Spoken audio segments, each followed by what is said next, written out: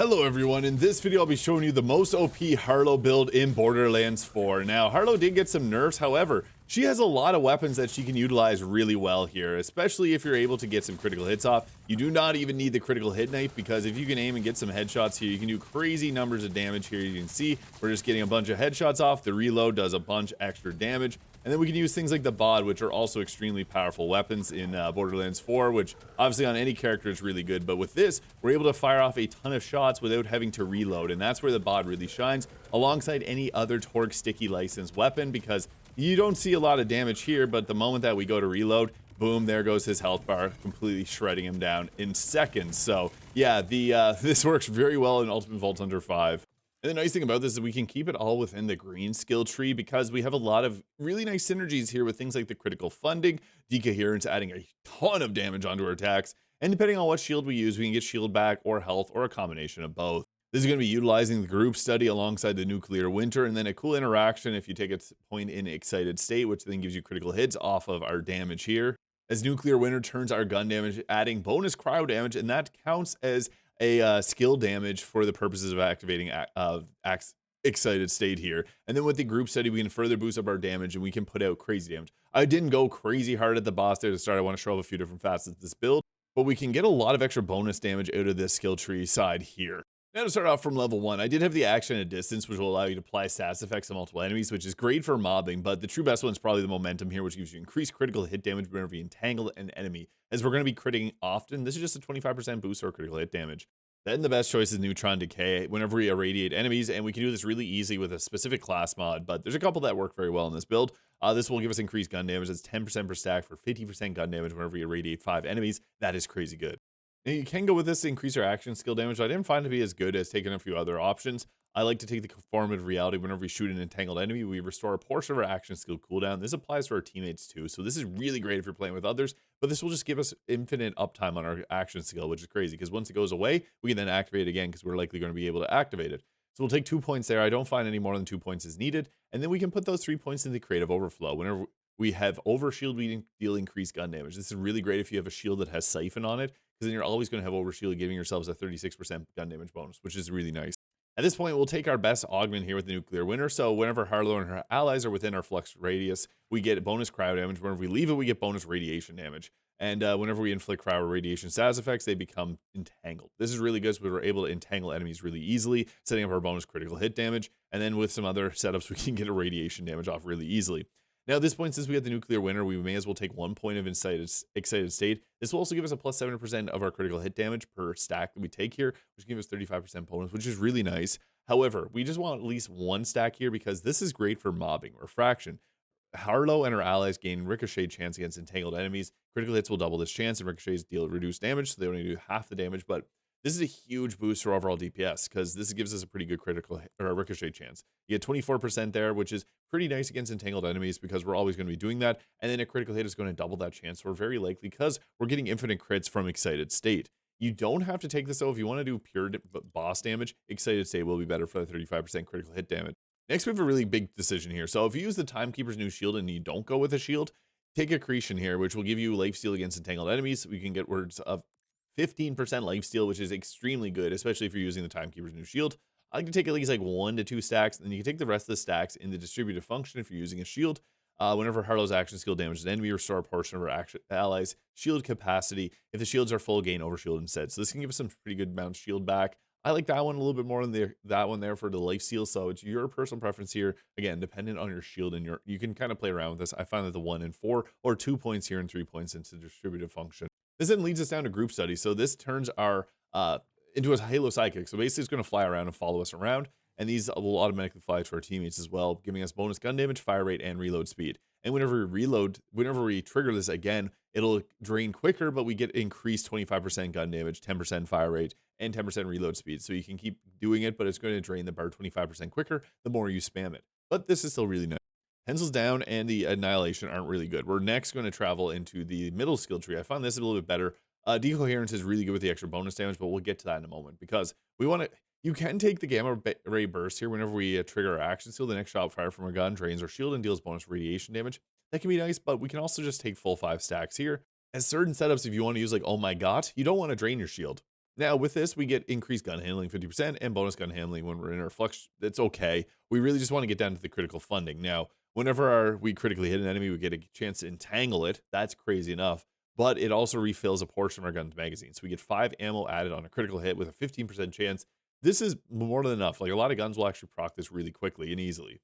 We can also swap with our flux generator, but this doesn't work if we're using group study, so you can just ignore that. And we can then take the meltdown here. So we got a choice. This will give us bonus radiation damage on top of extra damage. We're doing critical hits often. However, decoherence is really good too. So I guess we'll go with 5 points here, and I'll explain decoherence because this will give us increased damage with all sources to entangled enemies, and enemies inside our flux generator will take 27% further more damage. This is at 9 stacks. If we're at just 5 stacks, it'll be 25% bonus damage and 15% bonus damage. What's great about bonus damage is it scales off of our other bonuses to gun damage extremely well. So this is also bonus damage from all sources. So we can get some pretty crazy numbers out of this. It's actually one of the most important ones to add in here because it's just flat out boosts our damage so much. Now we can then go down and take the latent charge, bonus damage with guns, melee attacks, and action skills. When she has overshield, the more overshield, the more damage. This gives us a good bonus damage. I also, as mentioned, meltdown, critical hits will deal bonus radiation damage. We get 40% bonus damage off critical hits. That is really good. And then we can take our last point into the latent charge here, where we'll get bonus damage with guns, melee attacks, and action skills when we have overshield. So we always want to keep our overshield. And that's why I didn't want to take gamma ray burst. I've posted builds in the past where I've used this. It's nice, but I just find it's better without it in this setup. Now, this will be using a class mod reactor, and this gives a +4 to decoherence. You can get a +5 to decoherence as well. This is just going to flat out boost, again, our damage output with that. You can get the mythical +5 to decoherence there, but I've been grinding for it, and I can't find it. I know it's out there. It's just luck of the draw. But this will also, whenever we entangle enemies, give us reactor stacks, which gives a +2% movement speed. And then when we get our 10 stacks, we get a +20% gun damage, fire rate, reload speed, and status effect duration, which is pretty good. The generator class mod fits on this, but it doesn't really work that well. I still think that going with, you can even go with a radiologist because you get additional radiation damage on our attacks from this. This one here doesn't really have the best rolls on it. So another one that I really like to add on is the Skeptic. This is made for the blue skill tree stasis. However, even though it gives us a +60% stasis damage, whenever we slam an enemy, this doesn't really apply. Status effects restore 5% of our action skill cooldown. So if we didn't have the other ability, we can get our action skill back immediately with this, and also add skill damage, which is kind of nice. But my favorite on this is the Scientist, because this was whenever we shock an enemy, we'll entangle it and irradiate the enemy, and it'll send shocks around to multiple enemies. This also has increased damage dealt and splash damage, which is nice if we're using specific guns that have like splash, like TK's Wave with the grenades, the bod with the Torgue and stickies. So there's a lot of really good choices here, and this gives some pretty fun skill rolls into the blue tree. Like this one gives 5 stacks of experimentation whenever we kill an enemy. An entangled enemy, it makes a 4,000 damage explosion around it, which is kind of nice, especially if there's multiple enemies. You can shred through mobs a lot quicker with this. This will give us bonus elemental damage as well. And whenever we kill an entangled enemy, we will automatically entangle another enemy. So that's pretty cool. The ripple effect is nice to get off of the Scientist class mod.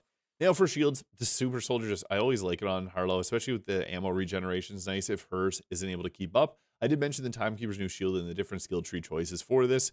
Fireworks is never a bad idea. I also like the Watts for Dinner. This one has Amp, which drains 28% of shields for 100% gun damage. You can get 35% shields for 150% gun damage too. I don't always love draining shields because you do get a lot of benefits from having overshield on this build. So for that, I might just keep the Super Soldier. Now, as far as enhancement goes, it's really hard to find a good one. I like the Jakobs license bounce pass with the additional projectile bounces. You can get that on a lot of these guns here. Most notably, I like the 7 cents here and the TK's Wave. So that can be really good. We also got this one here, which gives us increased gun critical hit damage, splash damage, and assault rifle size, which goes great with the Wombo combo.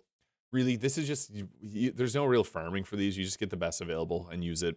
Now, you saw this Gatling gun there. This was really good because you can regenerate ammo using our skills for this. The critical hit knife is still a really good choice too, though, if you want to use it.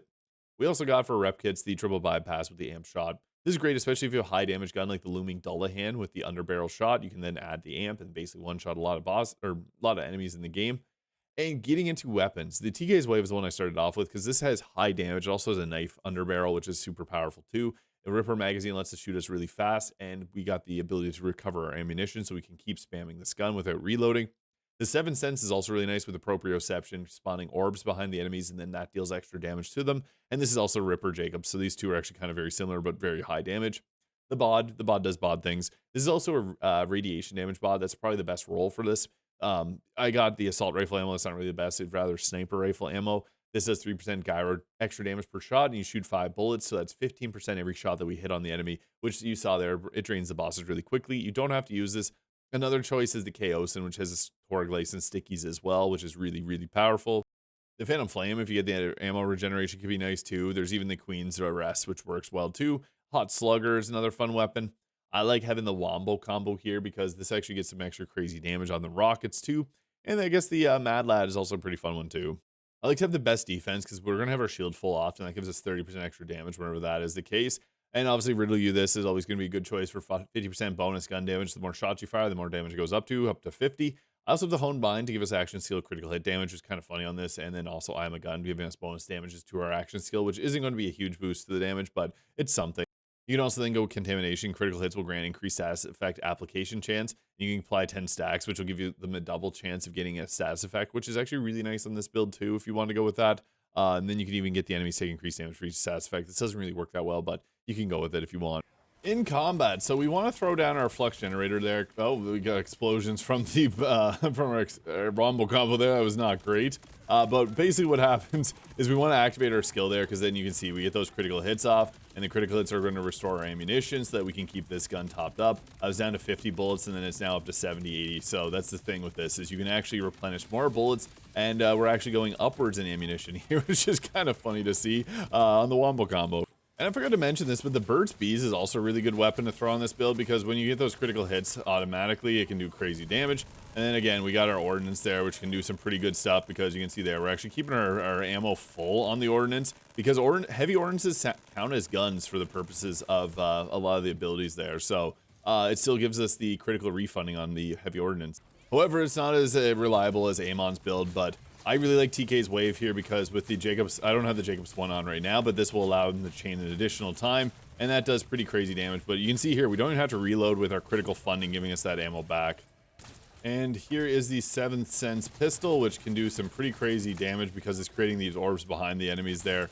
So whenever we go to reload, you see the health bar goes down really quickly. This one obviously benefits the more we can get headshots off, because yeah, you saw those bullets fly through it there. So you can see this is a very overpowered build for Harlowe in Borderlands 4. Let me know your thoughts in the comments. Hit the subscribe button below if you enjoyed, and we'll catch you all in the next video.